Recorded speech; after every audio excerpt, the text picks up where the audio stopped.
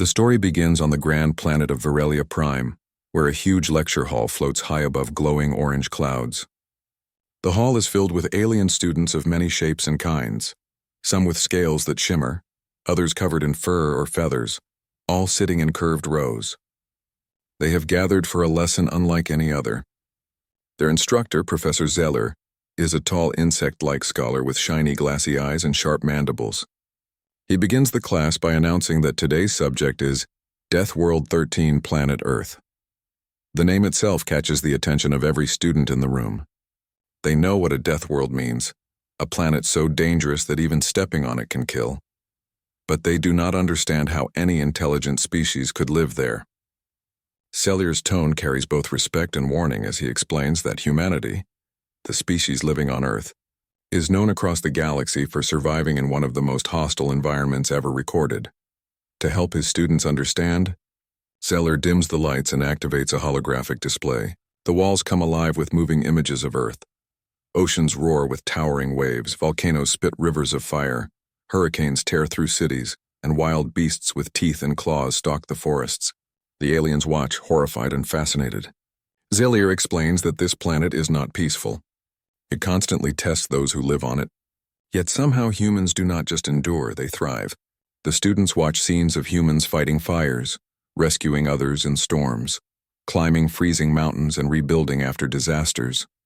Some humans laugh in the middle of chaos, others smile through pain, and many risk their lives for strangers. To the aliens, this behavior seems almost impossible.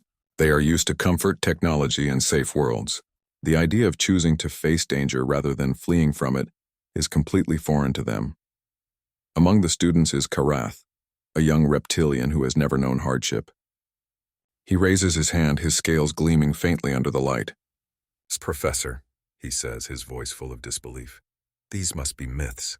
No species could live on such a cruel planet. His classmates nod in agreement.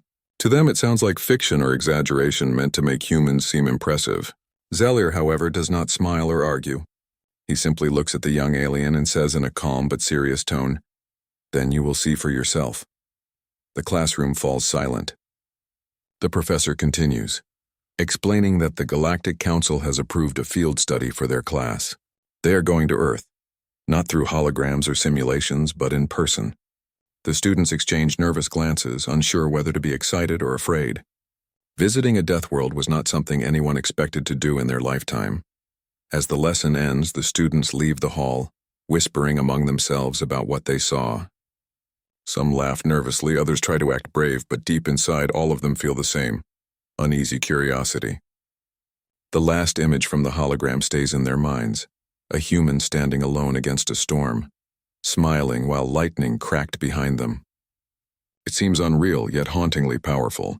Professor Zeller watches them go, his expression unreadable. He has studied Earth for decades and knows what awaits them there. For him, this field trip is not just an academic lesson. It is a chance for his students to understand the truth about why the galaxy fears humanity, not because humans are cruel, but because they are forged in a world where only the strongest hearts survive. And soon his students will learn that truth the hard way.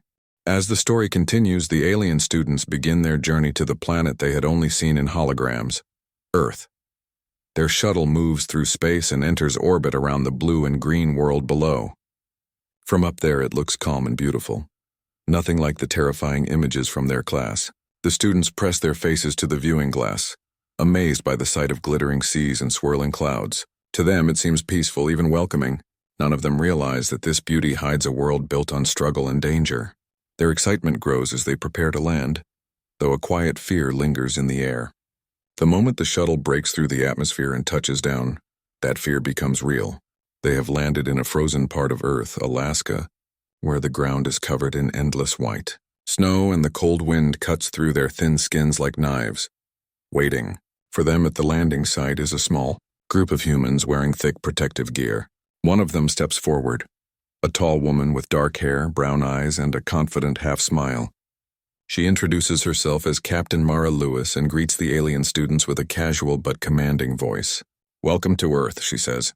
"Stay close and don't touch anything stupid." Her tone is firm, but her eyes show kindness. She takes charge immediately, leading the group through the freezing wasteland to a human research base nearby. The aliens follow in silence, their bodies shivering from the cold, their eyes wide with wonder. The base looks plain and rough, steel walls, thick windows, smoke rising from chimneys. But everything about it feels strong, built for survival. The students notice how the humans move quickly and calmly, as if danger could appear at any second. They see weapons stored neatly on racks, emergency alarms everywhere, and drills being practiced with serious focus. To the aliens, it feels more like a fortress than a research station. Inside the base, the warmth returns, and the humans share food and drinks with their guests. The students try to relax, but they can't stop noticing how everything seems prepared for disaster. Even the human smiles carry a kind of alertness, as if they have learned to never fully rest. That night, the group sets up outside to study Earth's wildlife and atmosphere. The stars shine above, and for a while it seems peaceful again. The alien students collect samples, take readings, and whisper about how maybe the planet isn't as deadly as they were told. But their calm ends suddenly when the alarms begin to scream through the cold air. The ground trembles beneath them, sending shivers up their legs. Technicians inside the base shout, "Seismic event detected!"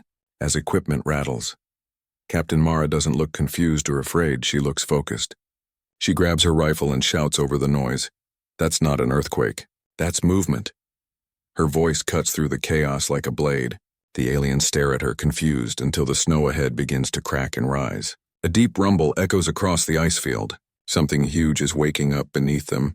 Then with an explosion of ice and wind, a monstrous shape bursts from the ground. A creature of claws, armored plates, and glowing eyes. It looks like a nightmare come to life. Something from Earth's distant past. Karath stumbles backward, his voice shaking. "Is this a native life?" he asks, unable to look away. Mara gives him a fierce grin and answers, "Sort of. We woke it up." That line changes everything for the alien students. They realize this world is far more dangerous than they ever imagined, and yet the humans around them show no sign of panic. Instead, they prepare to fight. What was meant to be a simple study trip has turned into a deadly lesson. The aliens, for the first time, begin to understand what makes Earth a death world, not the monsters or storms, but the people who face them without fear. The moment the creature broke through the ice, the world around the alien students turned into chaos. The ground split open as shards of ice flew in all directions, and a sound like thunder filled the frozen air. The monster was massive, its body covered in thick, jagged armor that shimmered under the pale light. Its breath was like steam, and its claws dug deep into the snow as it roared at the sky. The alien students screamed and scattered in panic, running for cover, their minds unable to understand what they were seeing. They had read about dangerous wildlife on Earth, but nothing prepared them for this. The humans, however, did not run. They moved fast and with purpose, forming lines and shouting commands over the roar of the storm. Captain Mara stood at the front, rifle in hand, her face steady. "Focus fire on the legs," she ordered. "Keep it from reaching the base!" Her voice was sharp and clear, cutting through the noise. Karath hid behind a block of ice, trembling as he watched the humans fight. Plasma rifles flashed blue in the cold night, and explosions shook the air. The creature swiped at them, sending soldiers flying, but the humans didn't stop. They fought back with everything they had, missiles, energy grenades, and courage that burned brighter than any weapon. The alien students could hardly believe what they were witnessing. Even when their weapons failed to harm the beast, the humans didn't retreat. They adjusted their tactics on the spot, shouting new plans and covering for one another. Captain Mara ran into the open, dragging a wounded soldier to safety before firing again. To the aliens, her bravery looked like madness, but to her team, it was leadership. As the creature grew angrier, slamming its claws into the ground, Mara called for a different approach. "If we can't kill it," she yelled, "we'll freeze it again." She and her team began planting small metallic devices in the snow. The aliens watched as she pressed a button on her wrist pad, and the devices blinked with a soft blue light. A moment later, the air filled with the sound of hissing gas. Liquid nitrogen burst from the charges, spreading a cloud of icy mist that wrapped around the creature. It roared in pain as frost spread over its armored skin. The humans kept firing, forcing it to stay still while the freezing gas encased it in a growing layer of ice. Slowly, its movements weakened, and within minutes it was frozen solid once more, trapped in a glistening block of ice beneath the pale moonlight. When silence finally returned, the only sounds left were the hum of machinery and the heavy breathing of tired soldiers. The alien students peeked out from their hiding spots, their bodies shaking. The ground was cracked, the air smelled of smoke, and the frozen creature stood like a monument to the madness they had just survived. Karath stepped forward slowly, his voice barely above a whisper. You fight things like this often?" he asked. Captain Mara wiped the frost from her visor and gave a small, tired smile. "On a good week, maybe twice." Her words shocked them. To her, this wasn't something special. It was just another day on Earth. Some of her team laughed, even as they tended to their wounds, proud that they had won again against impossible odds. Later that night, the humans and aliens sat around a fire inside the base. The flickering light cast long shadows on the walls as Mara told stories of Earth's endless dangers. Hurricanes, volcanoes, wild beasts, and even humans fighting other humans. But she spoke not with fear, but with pride. "We adapt," she said, staring into the flames. "It's what we do. The universe throws death at us, and we throw it back." The aliens listened in silence, realizing that these creatures from Earth were unlike any species they had ever studied. They didn't just survive danger, they became stronger because of it. For the first time, Karath understood that humans were not powerful because of their weapons or technology, but because of their spirit. They were forged by a planet that never stopped testing them, and deep inside he began to wonder what kind of strength it would take to live as one of them. The next morning on the icy plains of Alaska, everything seemed calm after the terrifying battle the night before. The alien students were still shaken, but they had begun to admire the humans for their courage and skill. Some were even starting to believe that the worst was over. But peace on Earth never lasted long. As the students prepared to continue their research, a low rumble rolled through the sky. The sound grew louder, deeper until it felt like the air itself was trembling. Captain Mara looked up sharply, her instincts already warning her that something terrible was coming. The alien students followed her gaze and gasped in horror. High above the clouds, the sky cracked open with streaks of light. Massive ships appeared, gleaming silver and black, shaped like blades. They were not human. Professor Zellier's voice shook as he whispered, "Those are Zither Dominion warships. They've come here." The Zither Dominion was one of the most feared empires in the galaxy, ruthless conquerors who enslaved entire worlds. For them to come to Earth meant war. Mara's face turned grim. She didn't look surprised, only ready. "We've been expecting them," she said quietly. Her words confused the alien students, but before they could ask, alarms blared across the human base.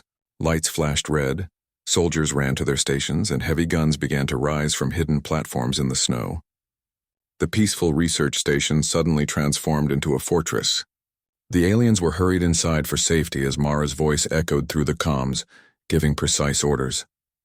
"Activate all defense grids. Ground-to-air missiles online, move!" The sky outside turned into a storm of fire as the Zither fleet began its attack. Plasma bolts rained down, exploding across the mountains. The shockwaves shook the ground, sending snow and debris flying into the air. The alien students huddled together in fear, but the humans were already fighting back. From underground silos, missiles shot upward, leaving trails of smoke behind them. Human fighter jets roared into the air like angry hornets weaving through the plasma storms. The alien students watched through a glass panel as the sky filled with explosions and streaks of light. They couldn't believe what they were seeing. Tiny human ships darting fearlessly toward massive alien cruisers that were hundreds of times larger. "They're outnumbered," one of the students whispered. "They can't win." But the humans didn't seem to care about odds. They fought as if victory was not a choice but a duty. In orbit, the battle was even fiercer.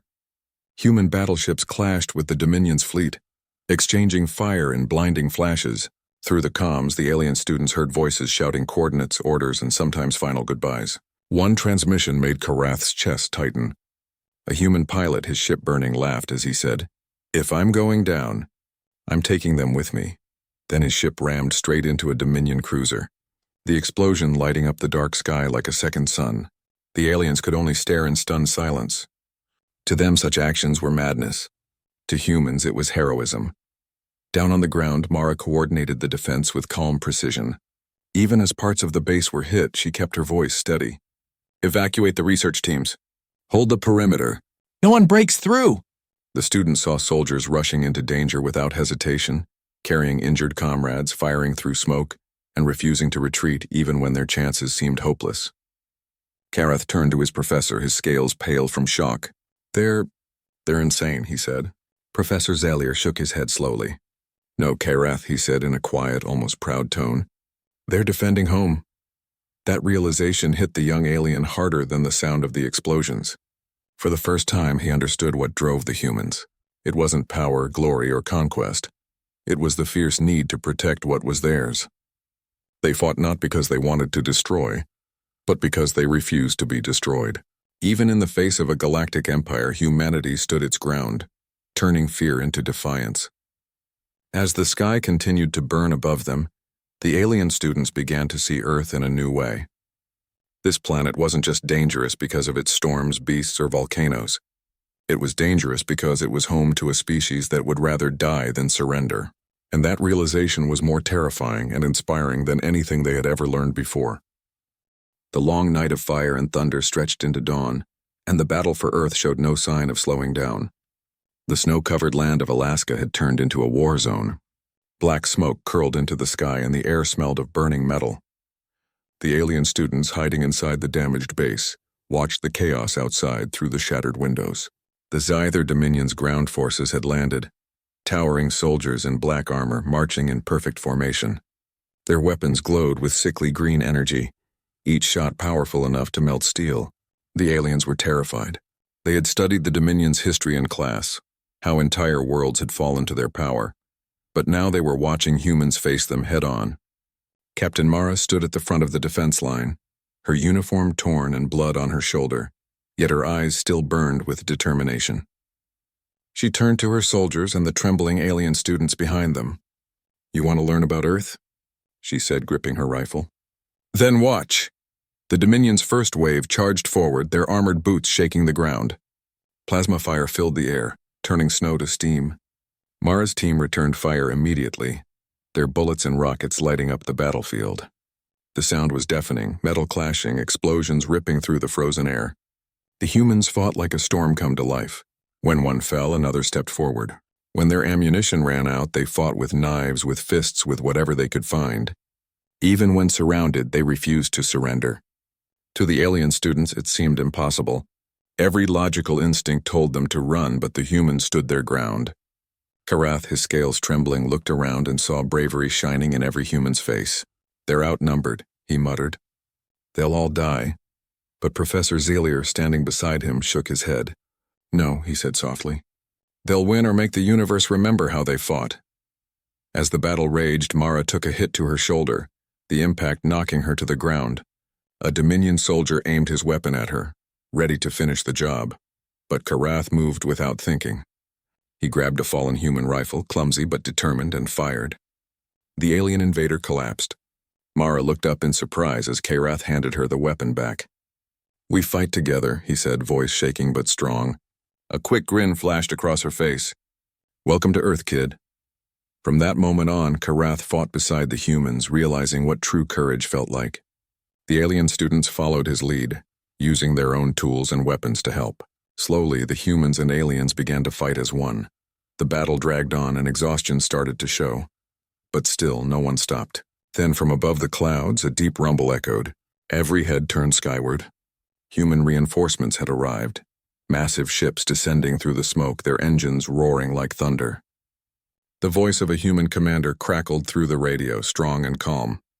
"Ground teams, hold your line. Target lock confirmed. Burn them." The alien students looked up in awe as the ships opened fire. Beams of pure white light cut through the clouds, striking the Dominion forces with blinding power. The snow melted into rivers of steam as the enemy ranks broke apart. Dominion soldiers screamed as their armor cracked under the heat, and their once proud fleet above began to fall apart. One by one, their ships turned into burning wrecks, crashing down in trails of fire. The battlefield went quiet except for the distant crackle of flames. The Dominion forces, broken and scattered, began to retreat, their invasion finally crushed. The humans didn't cheer. They stood silently, breathing hard, looking around at their fallen comrades. They had won, but at a terrible cost. Captain Mara lowered her rifle and looked toward the alien students, her face pale and tired. "That," she said in a quiet, steady voice, "is what it means to defend Earth." Karath and his classmates said nothing.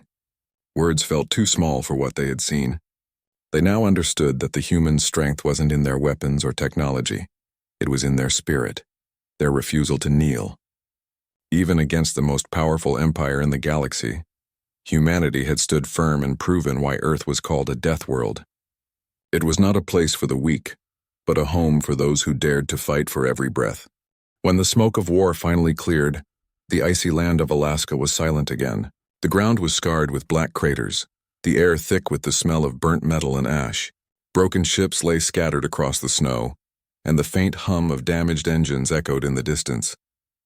The Zither Dominion had been defeated, their ships either destroyed or fleeing into space. The human soldiers, bruised, bloody, and exhausted, began helping the wounded and collecting their fallen. There was no celebration, only quiet relief and respect for those who had given their lives. The alien students stepped out from the safety of the base, their bodies trembling, their eyes wide with disbelief. They had seen destruction before, but never like this. They had witnessed a small planet stand against an empire and survive. To them, it felt impossible. Yet here they were, alive, because of the humans who refused to back down. Captain Mara sat near a fire made from broken crates, her arm bandaged and her face pale. Her uniform was torn, her body weak, but her eyes still burned with that same fierce strength. Karath approached her carefully, his steps slow on the frozen ground. For a long moment, he didn't speak. Then, with quiet respect, he said, "Now I understand. You don't just survive danger, you grow stronger because of it." Mara looked up at him, her expression softening into a tired smile. "That's what Earth does," she said. "It tests everything that lives here. Only those who fight back make it through. This planet doesn't give life, it demands it." Her words sank deep into Karath's heart. He looked around at the humans, wounded soldiers working together, laughing weakly, helping even those they barely knew.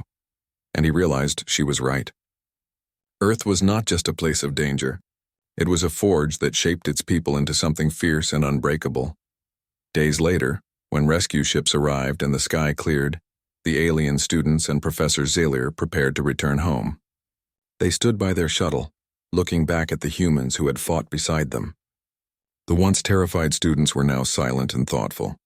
They had come expecting to study a primitive, violent species, but they were leaving with respect and admiration. Karath turned one last time to see Mara standing with her soldiers, watching them go. He raised his hand in salute, and she returned the gesture with a small nod. There was no need for words. They both understood something unspoken, that what they had shared would never be forgotten. When the students returned to Virelia Prime, the great floating lecture hall was silent as they gave their report. Every eye in the room was fixed on Karath as he stepped forward to speak. His voice was steady but filled with emotion. "Earth is not called a death world because it kills," he began. "It is called that because it teaches life through death. Everything on that planet fights to live, every tree, every creature, every person. And the humans, they are the heart of it. They don't give up. Even when everything is lost, they find a way to keep going." The room was quiet for a long time after he finished. Professor Zalier nodded slowly, pride glinting in his glassy eyes. "And that," he said, "is why humanity is both feared and respected across the stars. No empire can conquer them because Earth has already conquered them, with its storms, its beasts, and its endless challenges." As the students left the hall, Karath looked up at the distant stars. Somewhere out there was Earth, blue, scarred, and shining. He thought of Mara and her people, rebuilding their world without complaint, ready for whatever came next. A small smile crossed his face. He now understood the truth that no book could ever teach. Humanity's strength wasn't born from peace or safety, but from hardship. They were survivors, warriors, and builders all at once. They didn't just live on a death world, they were its greatest creation. And as long as they existed, no darkness in the universe would ever be truly safe again.